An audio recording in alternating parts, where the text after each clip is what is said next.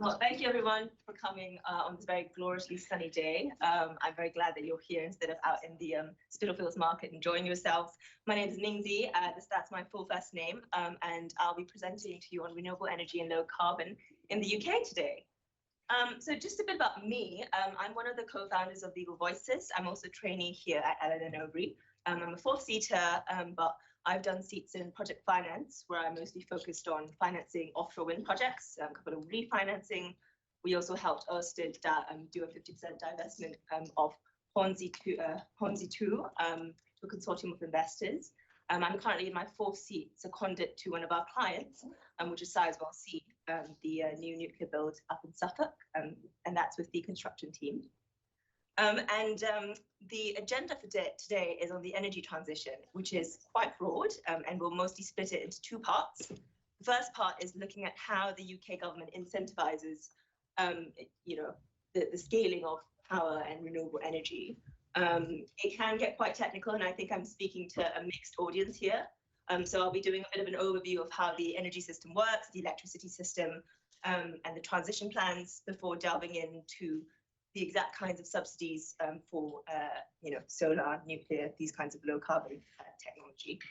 And then we'll be taking a step back to look at ESG within project finance. So, once you've closed the deal, you have a project, being constructed.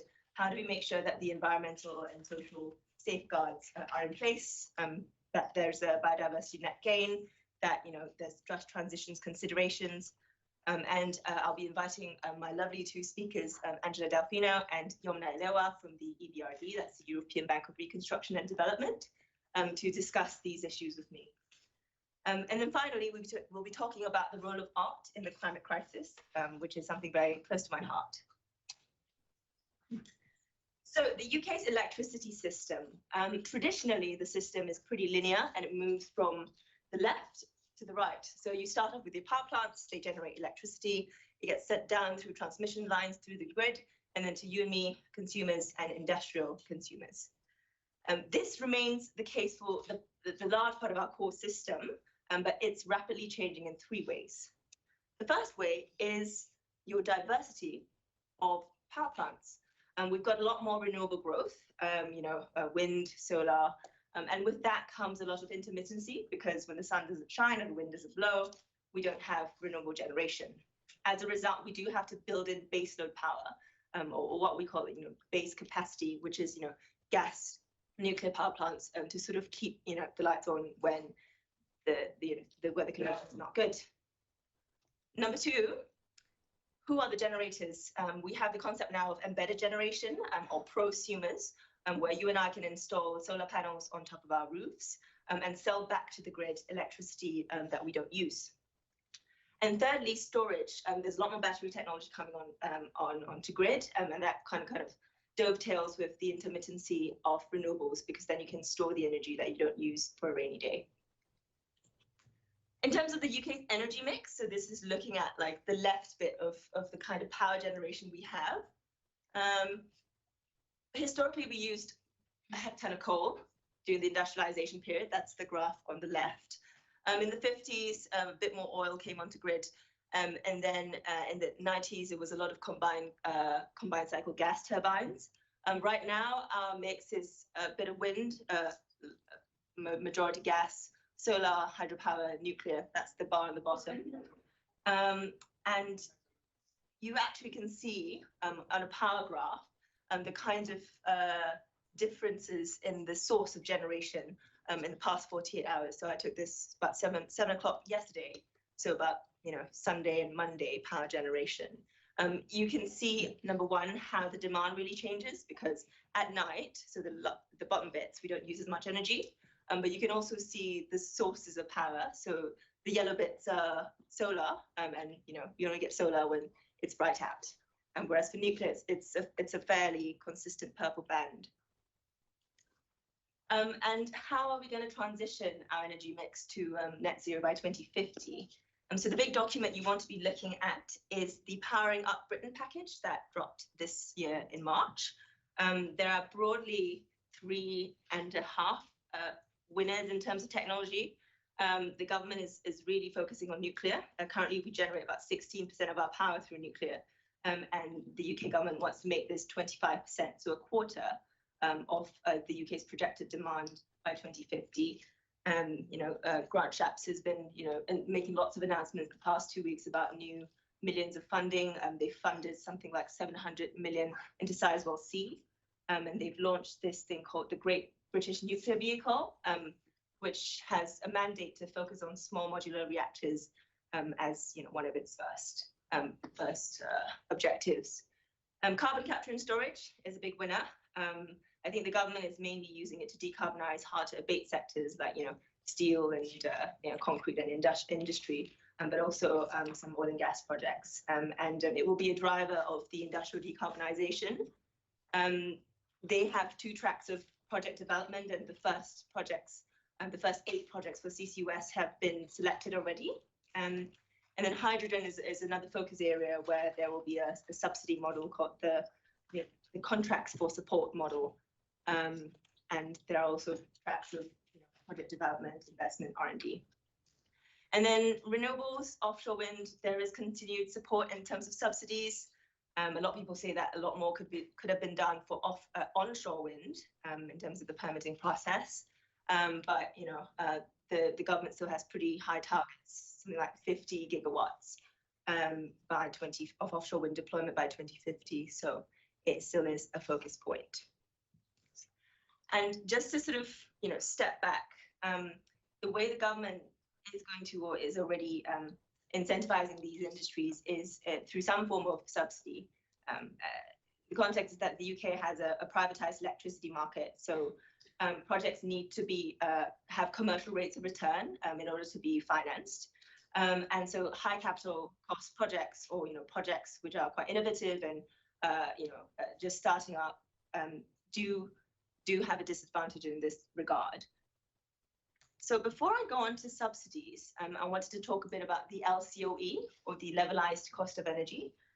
This is a pounds per megawatt hour metric, and it basically expresses how expensive a power plant is to build and operate over its lifetime. It's a very useful indicator, and this graph is from the Lazard LCOE Plus report. It's sort of an industry benchmark. It's very useful because when you express it in one term, it's very easy to compare like project by project on a granular level, but also technology by technology. And this is key in 2 ways. Number one, it tells you whether to subsidize a project. And number 2, if so, how much to subsidize your project by. So if you compare everything to the gas combined cycle at the bottom, you see offshore wind and nuclear is still relatively expensive, and that's why they are deemed by the UK government to receive subsidies of some sort. But solar utility scale is relatively cheap. And so I think we stopped our subsidies back in something like 2015 because of that. So on to contracts for difference, which is the main, is the chosen form of subsidy for renewables in the UK, so like wind, geothermal, biomass, hydropower. And the way to understand this, because it's quite a unique model, it's not used, it's used in a couple of countries, but it's quite nifty to understand. Energy projects make a revenue from selling electricity to the grid via power purchase agreements. The price of energy, as you and I know, fluctuates humongously because of geopolitical concerns, changes in supply and demand, the inability to ramp up or down demand. And this makes it quite unreliable to forecast a project's return. Now, this can be especially bad for technologies that we want to incentivize and scale. And there is a public interest to grow and decarbonize. What the CFD does is that it stabilizes your revenue. It's a guaranteed price of electricity for about 15 years if you're a renewable electricity, renewable projects developer. How it does this? You set the strike price, which is the top orange line. The electricity price is the squiggly line over there. When electricity prices are below the strike price, the government, via a government counterparty called the Low Carbon Contracting Company, will top you up to the strike price. And so, it's a variable strike price, but whatever happens, you sort of have that guaranteed strike price until the electricity price goes above the strike price, in which case you have to pay the government back your upside. And so, in the past couple of months, years during the Ukraine crisis, energy prices has been very high. So there have actually been a lot of payments from renewable generators back to the government, and consumers have recouped that through their reduced utility bills. So this is how the CFD works. Therefore, the strike price becomes the most important metric for your project profitability, because it's basically your guaranteed price for power. Then comes the question, how do you set the strike price? And in the UK, we do that by a downward auction in a competitive market. So basically what happens, the government will set an ASP, an administrative strike price. That's the blue line at the top. That's basically the government saying, this is the maximum amount of subsidy strike price I'm willing to give you because government money isn't unlimited. As a developer, you will then submit sealed bids, and then you're blindfolded, so you don't know what anyone else is bidding. On the lowest strike price, you are comfortable accepting. So you have to do your numbers and your cost and look at your projected revenue and your forecasted electricity prices. The government then ranks the bids, and they will select the lowest bids first, all the way up till a cap of how much offshore wind they want to deploy, or however much biomass energy they want to deploy. And this method kind of ensures developers are quite honest, because if you bid too high, because you really want a good strike price, you run the risk of not even getting a CFD at all, because your bid is not competitive. If you bid too low, then you might get the CFD, but it might not be enough to cover your costs or your revenue streams. Offshore wind is a very good example of how the tech has the industry has matured, the tech has scaled, come down in cost. So the strike price for offshore wind, back when the first allocation round came up, was about £120. It went down to then 70, 40. The most recent round, I think last year, the strike price was about £37.35.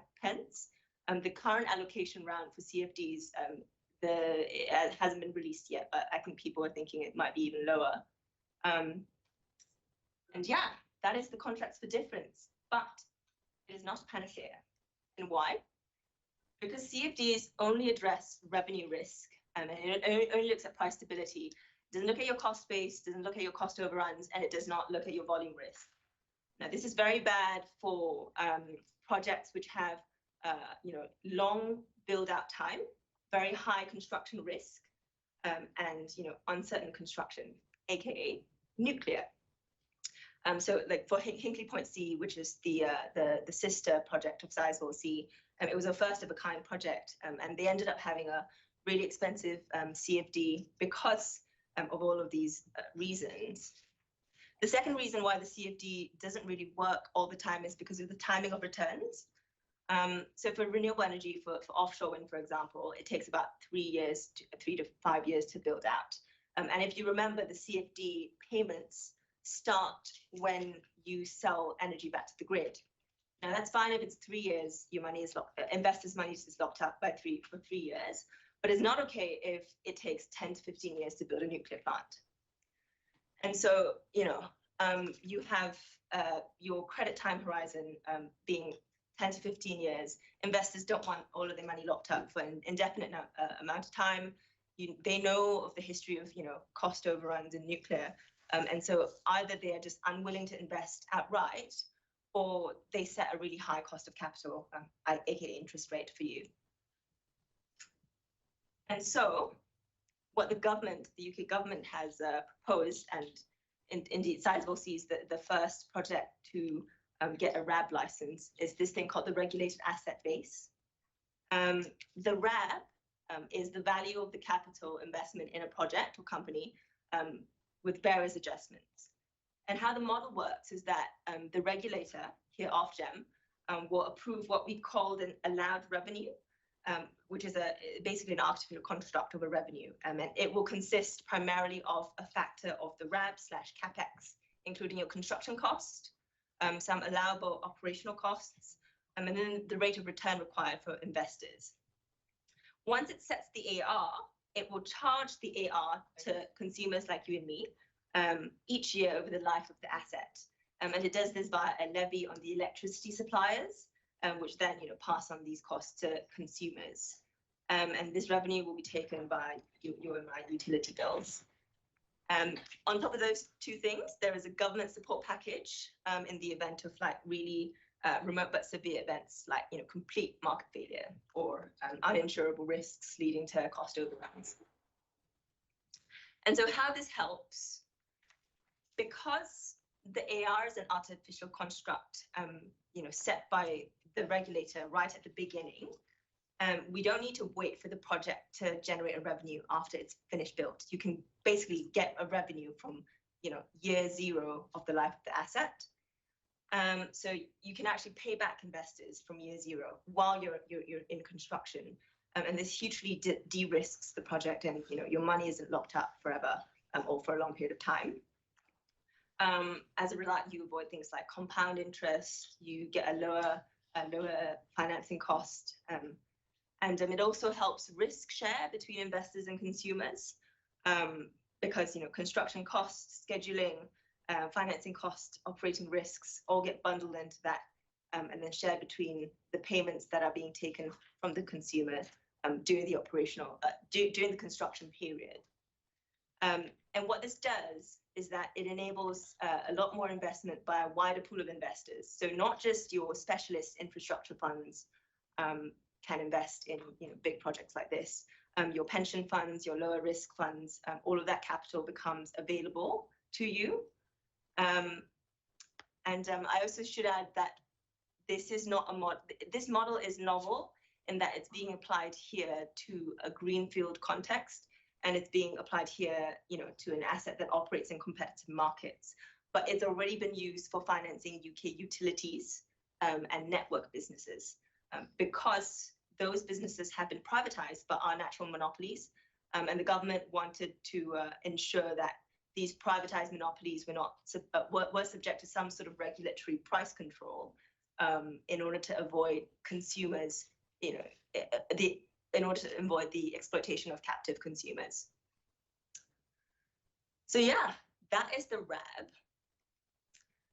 What's on the horizon? I mean, we're in a very difficult economic time right now with inflation and high interest rates, and even the CFD is not a panacea for the renewables operators. I think the cost of raw materials and labor, due to various supply chain shocks and disruptions, increased the cost of construction of offshore wind by about 20 to 40% over the past couple of years. So that's been very difficult. And then if you remember, under the CFD, you can't recoup, you can't capture the upside of higher energy prices. So offshore wind developers have really been facing a squeeze. And then there's been a lot of talk in the market on alternative models, maybe indexation of CFDs because they're currently not indexed, maybe moving the strike price upwards, or maybe only putting part of your capacity into the CFD and then having the other part of your project exposed to market, doing merchant, capturing the upside of electricity prices. In terms of the RAB, I think the concern is that consumers are taking on risk, and so how do you make sure developers have the incentive to minimize cost overruns if consumers are absorbing those cost overruns? And then there's also the other problem of a lot of bureaucracy, a lot of increased layers.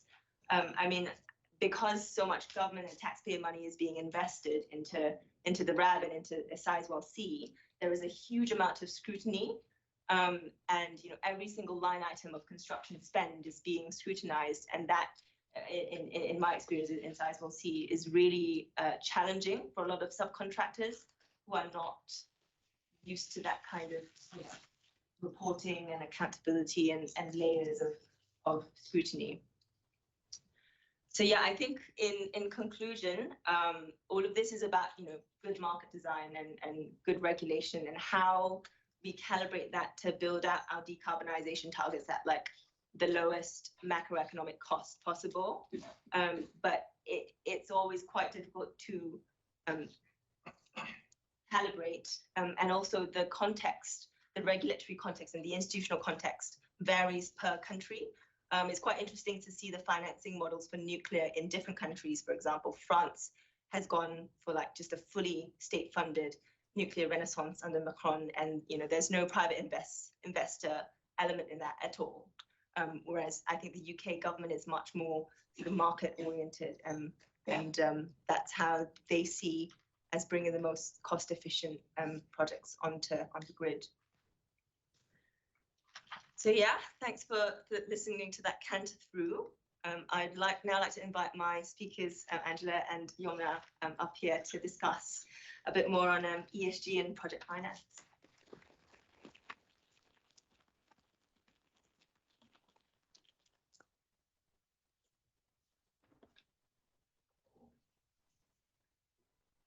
Hi, Ming Zee. Hello. Would you like to introduce yourselves and your journeys?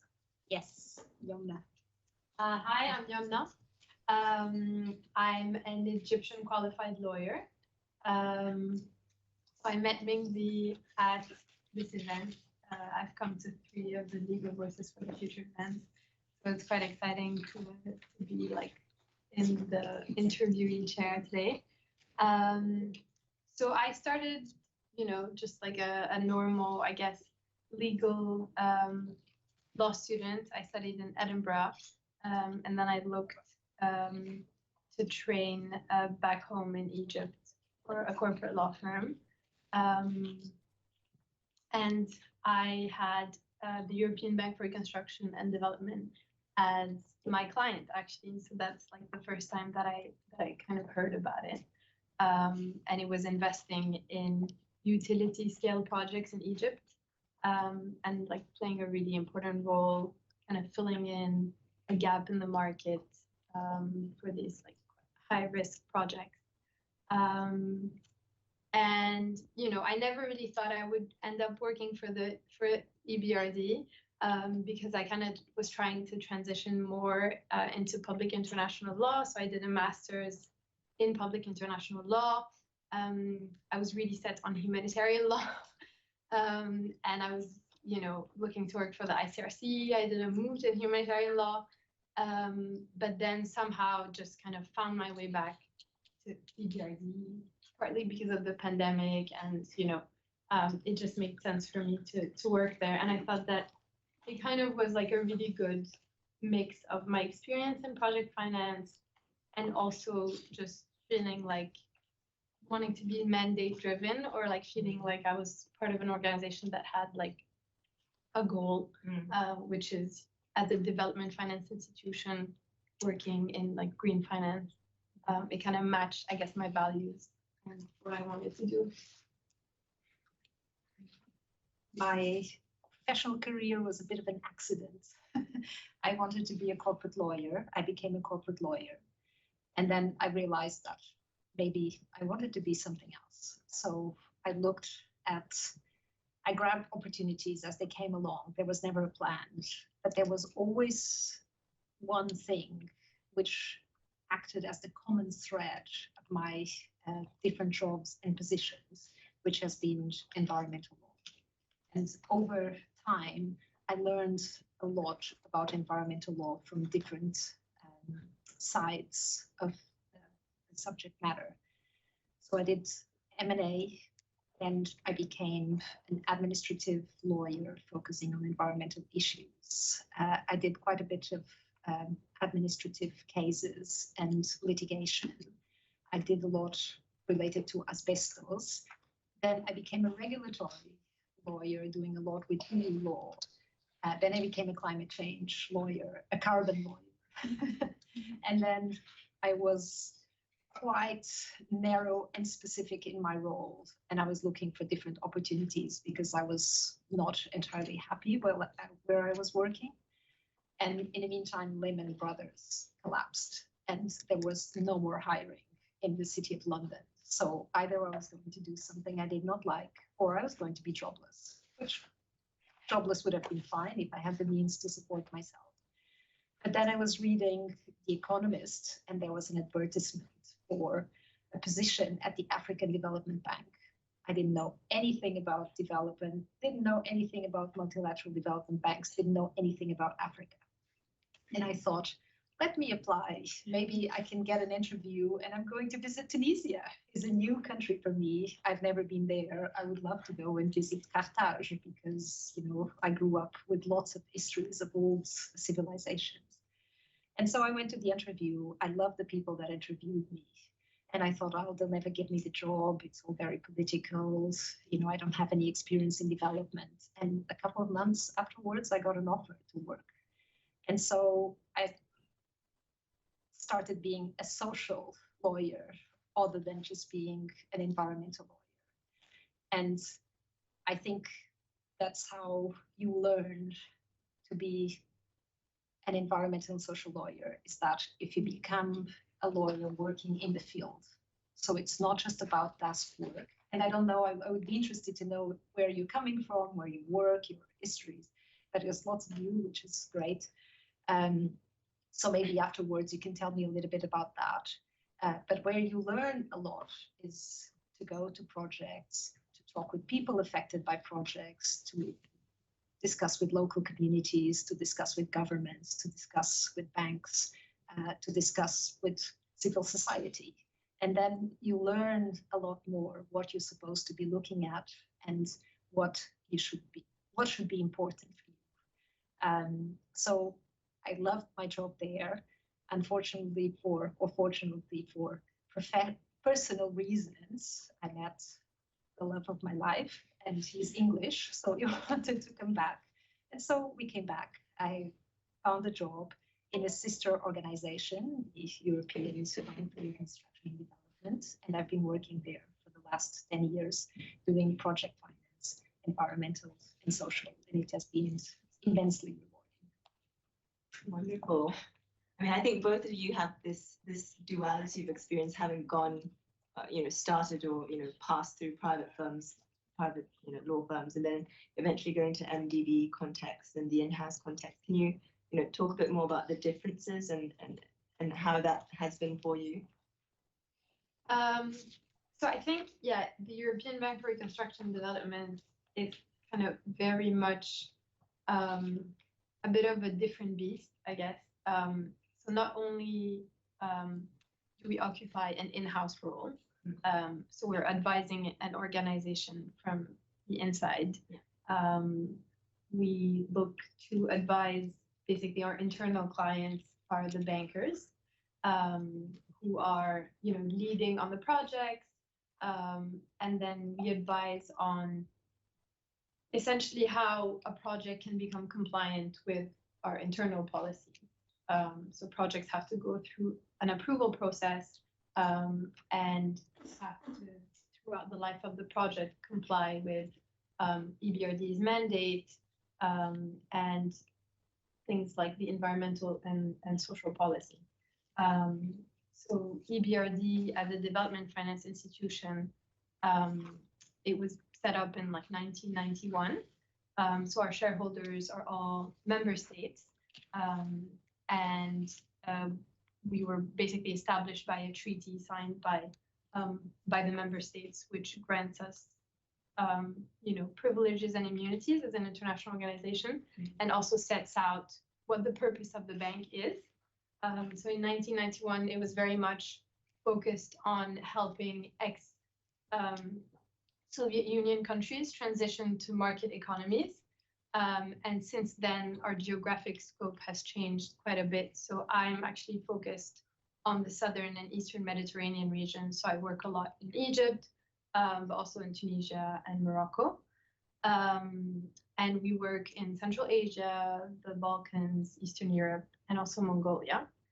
But yes, ever since like 1991, we've had a mandate that was not only focused on transition, so the transition to a market economy, but also built into our mandate, we had this idea of our projects having to be economically sound. So that's where I guess our role as a private bank comes in. So we have to assess projects based on, you know, the risks and returns the way a private bank would. So it's not about, you know, poverty alleviation or, you know, having highly concessional finance. It really has to be a project that stands on its own. And also having projects that are environmentally sound, environmentally and socially sound. So that environmental aspect was always a consideration. So yeah, that was, you know, I think that idea of a mandate being quite specific, and then the whole bank having the same goal and boundaries distinguishes it a bit from working for a law firm, where there's definitely like a goal that everyone's working towards, but it's not specifically like a mandate. It's more, I guess, like a strategy. Yeah, it's very interesting to see that sort of duality with, you know, you having to be, you know, profitable and go into these projects, but also having that almost social law goal-oriented mandate. Angela? So first of all, we don't have timesheets. and like that is just the joke part. But everything is focused on the mandate of the bank. So you have a very clear purpose of what your objective is, and like Yomna says, the boundaries. But what for me is very different is that your clients are many, right? So we talk about clients, but we also talk about stakeholders. When you work for a law firm, you have clients and you have the counterparties. We have internal clients. We also have external clients. But then we have a number of departments that we work daily. In a law firm, if you're lucky, you work with accountants, with financiers, with anyone related with finance. At the Multilateral Development Bank, I work every day with the Environmental and Sustainability Department. I work with Civil Society Unit. I work with Treasury. I work with Finance. We work with Risk. So there's a multitude of colleagues that we work on a daily basis. It's not just about lawyers. It's not just about economists. It's not just finance people, which we work as well. But it's also about anthropologists, sociologists, civil engineers, environmental engineers. So there's a multitude of different backgrounds that we work on a daily basis. But then what we cannot forget, and you don't do that generally in a law firm, is that we don't forget our shareholders, which are not partners or any form of corporate. But what we have is that we have shareholders, which are countries and international organizations, because EBRD also has as its shareholders the European Investment Bank and the European Commission. So they also they have a formal sit in the board. And beyond that, we have the countries are not just shareholders, but there is also recipient countries, or countries of operations, as we call them in EBRD. So they are also our clients, for example, in sovereign deals that we finance as well. Every country has to agree for us to finance a project in the private sector, for example. We cannot just decide to finance a project if the board constituency would not be supportive, for example. And yes, so that, you know, your days are a little bit different in terms of committees, board approvals, in your relationship with the different departments. And then we're also a transparent and accountable bank. So civil society has a big interest in the project we finance, in how we finance our projects. We have an accountability mechanism which keeps us in check. We have complaints, they have to be assessed, they have to be evaluated. So it's a full cycle of advising an institution, and that determines our day, which is quite important. Right, very interesting. Almost makes you want to, you know, jump ship. You should. Could you share a bit more about the kinds of projects that EBRD finances, and how does the environmental part, or the environmental social bit, fit into that? So we work across different industries. There's definitely a strong focus on energy projects. So I think 80% of the work I've done since I joined EBRD almost 3 years ago has been renewable energy projects. So whether on a small scale or on utility scale, with private clients, but also including public utilities. But we also work in, manufacturing and infrastructure, which take a big chunk, which I guess also represents the transition mandate that we have. So to really build the institutions that support a market economy. And we work also in agribusiness, a lot of SMEs, and also what we call like financial institution loans. So lending to a financial institution to then on lend to borrowers in our countries of operations. And like Angela mentioned, so we have both private clients as well as sovereigns. So quite a lot of our deals, around 30%. I think we have maybe like a little visual aid to show the division. This one? No. Yeah, the next one. So yeah, around like 32% of our investments are for state and public sector loans. Yeah. So I've worked on, so we work on all of these. Yeah, so there's quite a lot of variety on an everyday basis, actually. Yeah. And how does Paris Agreement or Paris Alignment look like in your loans? So we did, we pledged to the world that at least 50% of operations would be green, and we've achieved that already a few years ago. So for each project, there's a group of economists and environmental and social specialists, and that work on the transitional qualities of the project. So they are classified by a certain criteria, and one of them is green. So at the moment, we're doing more than 50% of our projects are considered green. And we've also made a pledge that all our projects will be Paris aligned since 2023, the beginning of 2023. So there's also a group of specialists that work to develop a number of methodologies. These are common.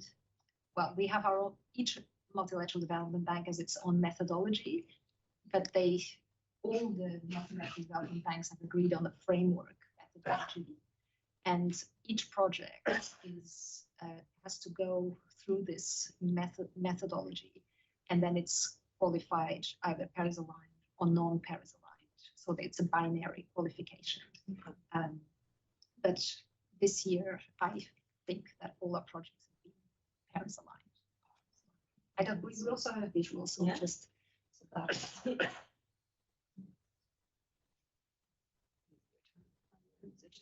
Next one. Yeah, just a bit more. Yes, so this is just a very summary form how we determined the Paris alignment in direct finance and indirect finance.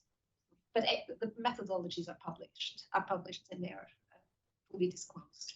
So if anyone has a particular interest, they are published in our website. Okay. And is this used by most MDBs? Or? Yes. So their methods are slightly different, but the same principles. They are aligned. If you could just go one. Yes. So all the MDBs have agreed on a framework of different criteria. So it's not just about our project as well, but it's also about internal operations, it's about our treasury operations, and all sorts of everything that we do has different methodologies and different criteria, which means our I think, it's something that was very interesting for me, when I was reading about EBRD and speaking to you, was a lot of my experience is just closing the deal, bringing it up to financial closing, done, that's it, next. But what what does it look like to follow through a project and actually have that on your portfolio and looking at how it progresses and looking at the issues that it throws up during the construction and operation? Do you see that in your work at all? And do you? Yes, so we are involved in the preparatory stages of appraisal of a project. Then we are involved in the approval of the project through the different committees that would approve the project, then board approval. Mm-hmm. We are involved in the legal documentations from beginning to the end. Then we are involved in the disbursement. Mm-hmm. And then we are also involved in the monitoring of the projects. So there's a number of things that law firms do as well, like waivers, consents, etc. But there's a number of reports that we need to look at on how the project is being developed, how it's being constructed, how it's being implemented in practice. Mm-hmm. And then we have evaluation reports because we have an independent evaluation department that evaluates projects and programs and sectors. We are not so involved with audit, but we have colleagues that are. Mm-hmm. And we also have colleagues working on technical capacity or technical cooperation associated with projects, because that is something which is quite rewarding in our role, is that we are not just there to give money, get returns, but we are also there to create capacity. And so there's a number, for example, quite a few environmental and social impact assessments. They are financed with technical cooperation funds or by donor funds. And donors have a huge importance in our operations to co-financing our loans. Mm-hmm. Mm-hmm. Yomna? Yeah, I mean, in terms of just, documenting environmental covenants, that's definitely something that as an in-house lawyer, we have to look at quite closely. So our template loan agreements, and like our framework agreement, if we're investing in capital markets or, shareholder agreements or subscription agreement, they all have these built-in covenants that require the client to throughout the life of the project comply with our environmental and social policy, to update us regularly, to send us reports about the use of proceeds, evidence that how they're using our funds, etc., etc. So that's something that also, as an in-house lawyer, is quite different to have a project that's already at a monitoring stage. So everything, all the action has happened, but I'm still there to see, what happens after. Yes, and it is rewarding. Yeah, of course, to also see the progress on the project. Although, like Angela said, we're not the ones doing the site visits. Where the environmental and social department does that, but we do look at that from a legal perspective. Right. What happens when things go wrong on a project? We fix it. No, I mean, it's our mission is not to accelerate loans, right? I mean, we have contentious cases. We've had cases that we have to suspend, cancel, accelerate. That happens too. But we try to get involved with clients and restructure projects as much as is necessary. There's few occasions, that maybe parties are not willing to talk, but generally we tend to cooperate extremely well with our clients. And a concept that is becoming more and more important is the idea of responsible exit. So, for example, if there's an environmental or social default, and it's an event of default, the idea is that we're not going to accelerate movement. So we'll try to work on the remediation of land. We try to bring people that can help clients to do things slightly different, to cure breaches. And it would only be in very extreme situations that we would just exit the project, leave it in a dire financial situation.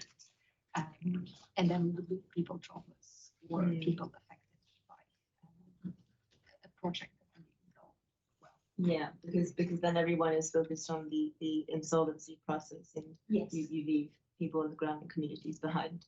So the idea is always to save the project, and if the project is not working as well as expected, is to improve the project. Yeah.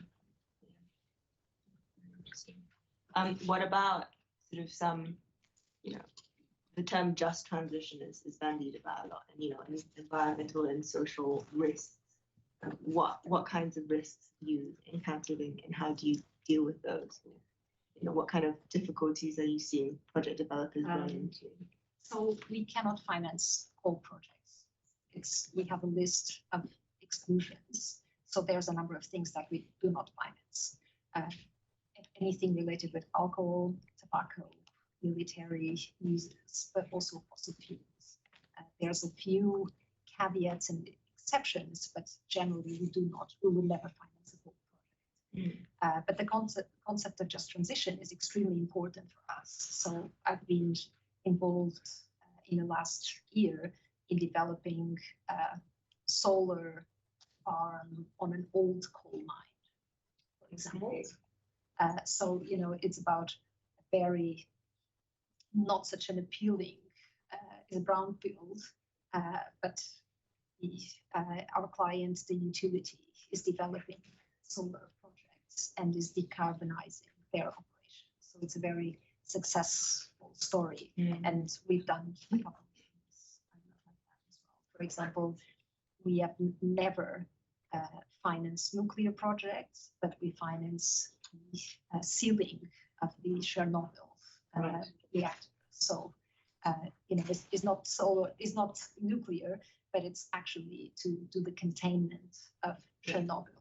So we've been allowed to do anything that relates to the improvement of projects that we measure. Yomna? Yeah, and I've so building on what Angela's saying, I've also worked on projects with public utilities that obviously have coal-based thermal power plants, but then we're helping them actually expand their renewable energy capacity. And in that, we're also trying to put in incentives. So, we've explored ideas that are kind of like sustainability linked performance indicators. I haven't been involved on one yet, but there is this idea of supporting that transition and supporting the renewable energy capacity building of public utilities. And we also have colleagues doing a number of projects with regulators, for example, NDCs, and we also have a huge policy department that deals a lot with policy-related issues, and either associated with projects or program that will then be translated into projects. Just conscious of time, and I want to let the audience have questions, but a final question from me. What's on the horizon for you or for EBRD? So EBRD started as a sunset bank because there was going to be a rapid transition from autocracies into market economies. So we were expecting this to happen very quickly. And there's been a number of successful stories in relation to that. But as Yomna said in the beginning, we've also expanded our operations to countries which are not old Soviet republics, for example, or Eastern European countries.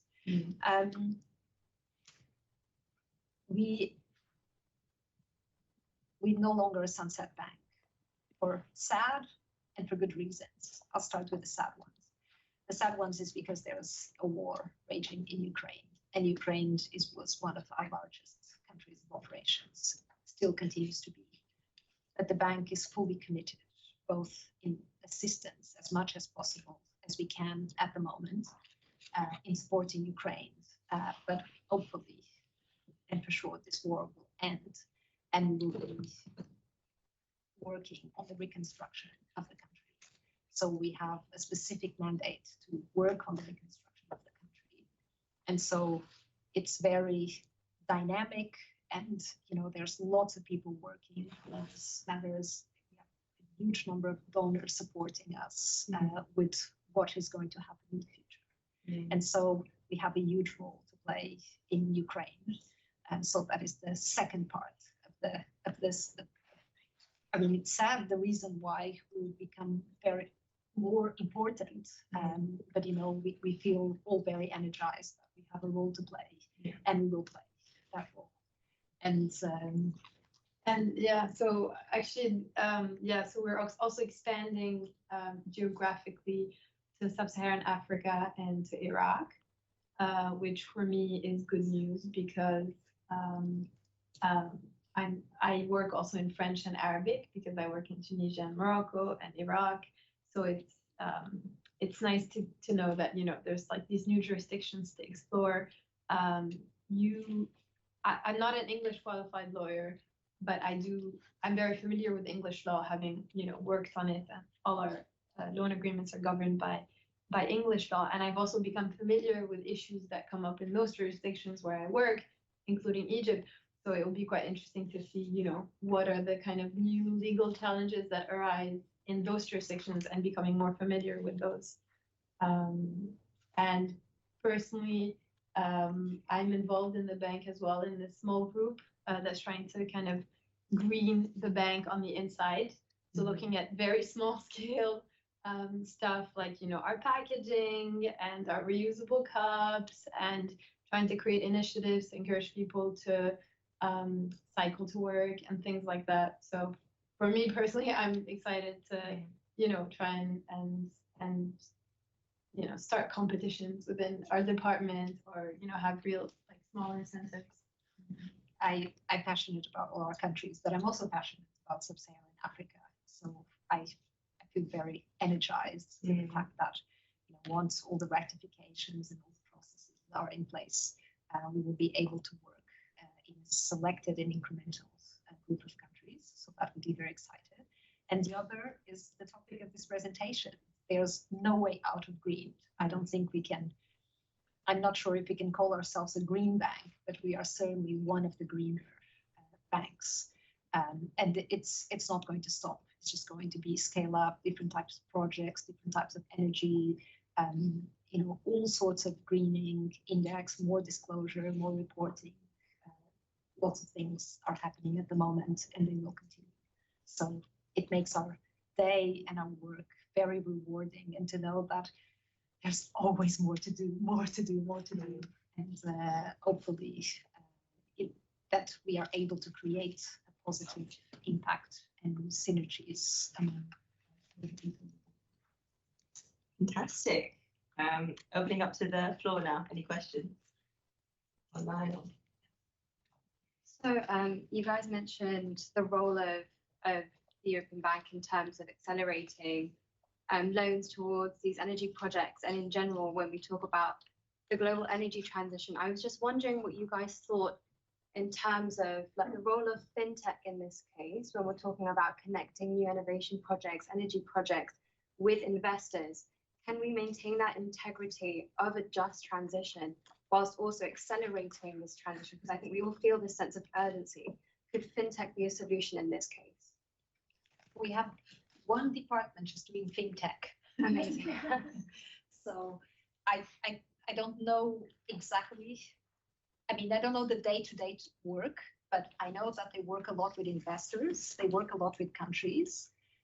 They work with startups. They work with donors. So what they've been doing is, to try to channel funds from either from the bank, ordinary resources, or from special resources that we get through donors.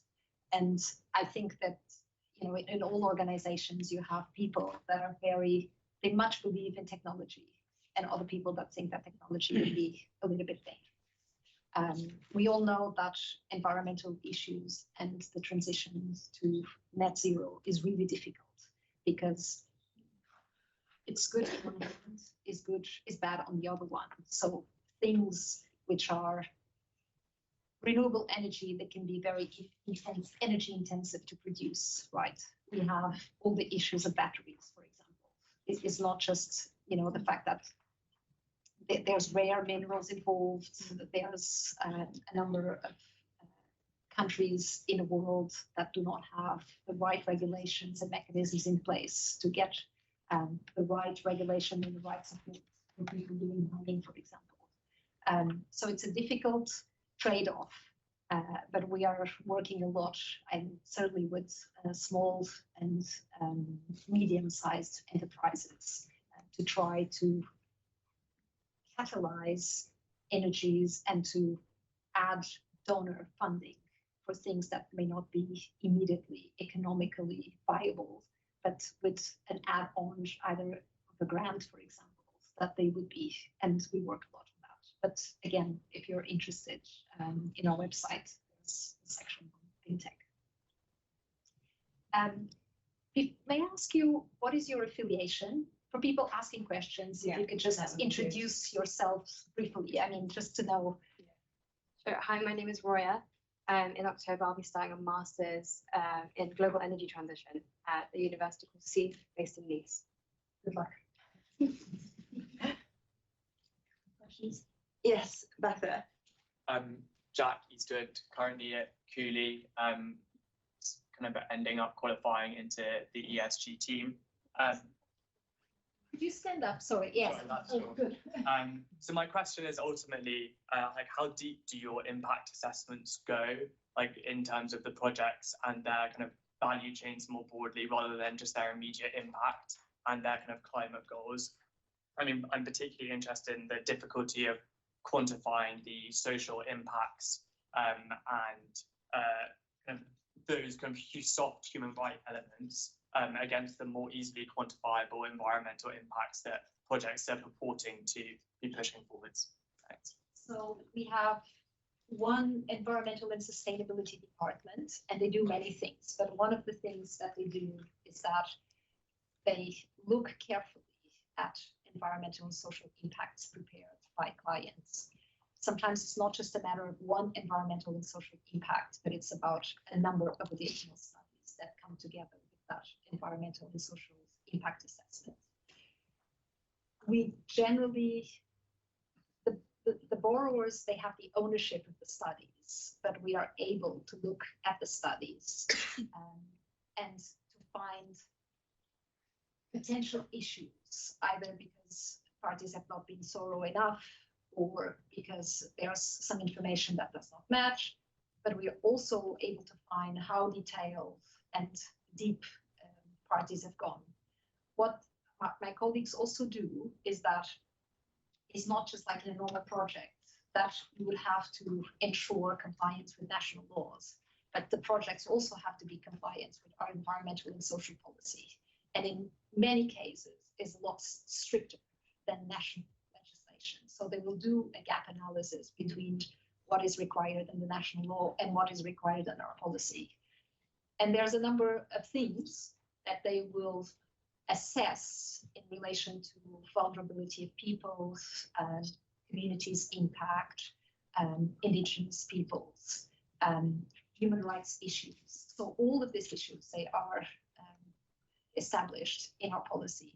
So they will have to look at all of that. And we have a number of specialists. And as you say, something will be more quantified than others.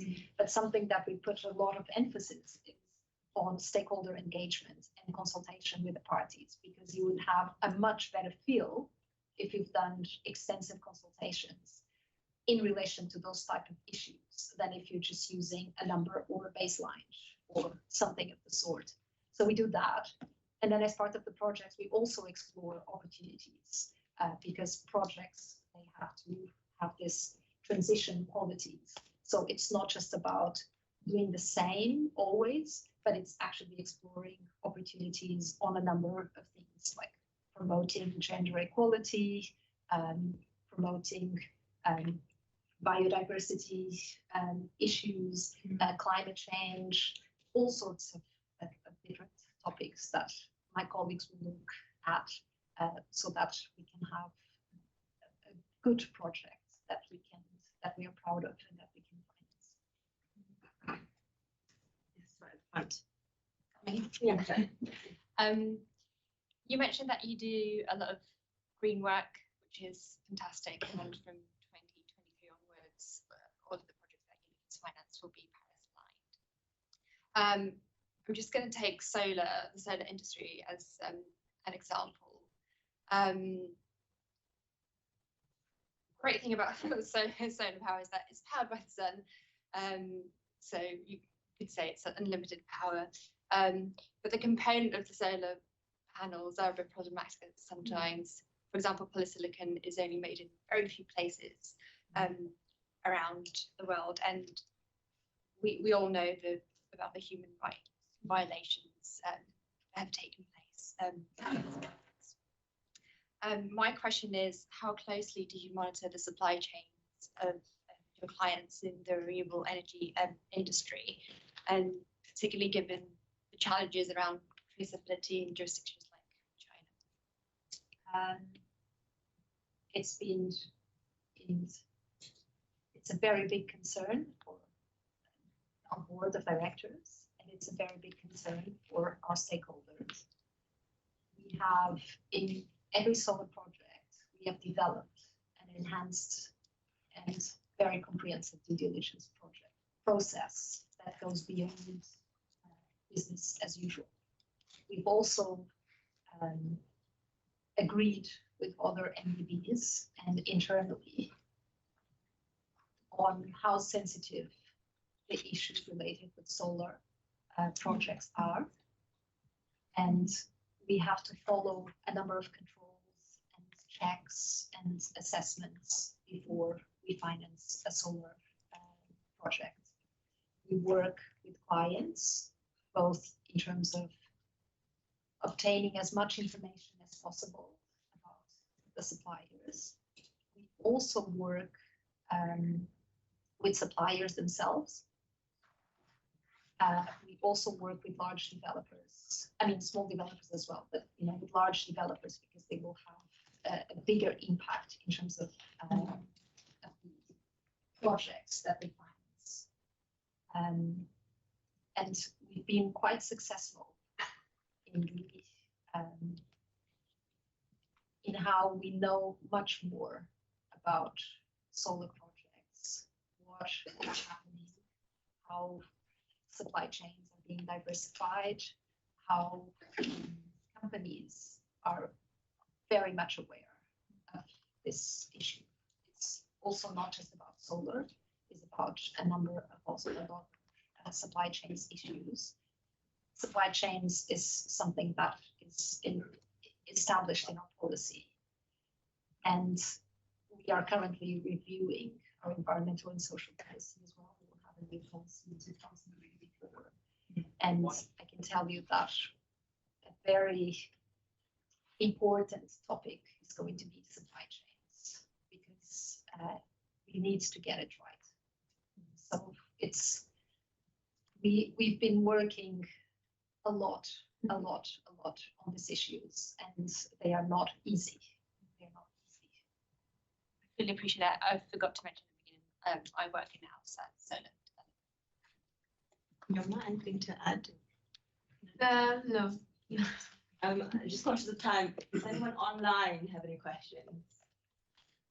Ming Zee, I've got one that I can read out from our online. Yeah, online. Great.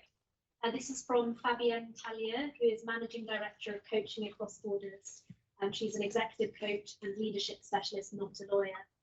She says, thanks so much for your testimonials. Really interesting to better understand how the EBRD operates and your roles there.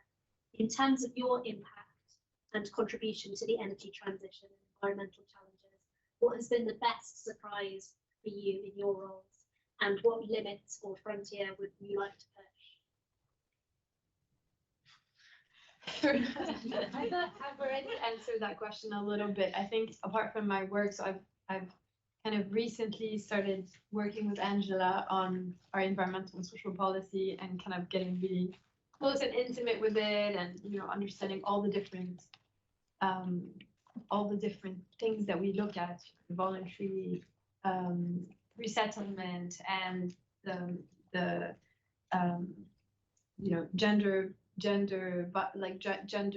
issues, human rights, everything. But for me, I think on a day-to-day basis, what I mentioned on this green inside and out policy, I quite like the kind of human contact and like the goal of trying to change organizational culture and creating organizational culture and changing it and understanding, you know, what can drive people to change habits, and kind of almost like on a human psychology level. So I quite like that, trying to twiggle with like incentives and, you know, should we push for a meatless Monday, or is that just too much, a little bit too much? Are people going to rebel against that?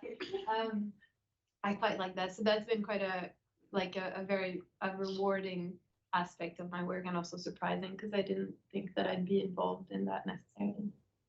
So for me, I'm a lawyer and I'm a spoiler.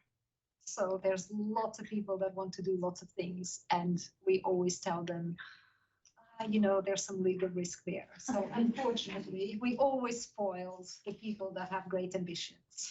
But one thing that I feel personally, because I use this mantra, and I think that I feel that I'm quite successful, is that I always say, we say less and we do more. It's much better than to say more and do less. You know, everybody talks about greenwashing, etc., but it's a lot before we started using this sexy terms, is that there's no point for an organization to be promising the world and then not delivering.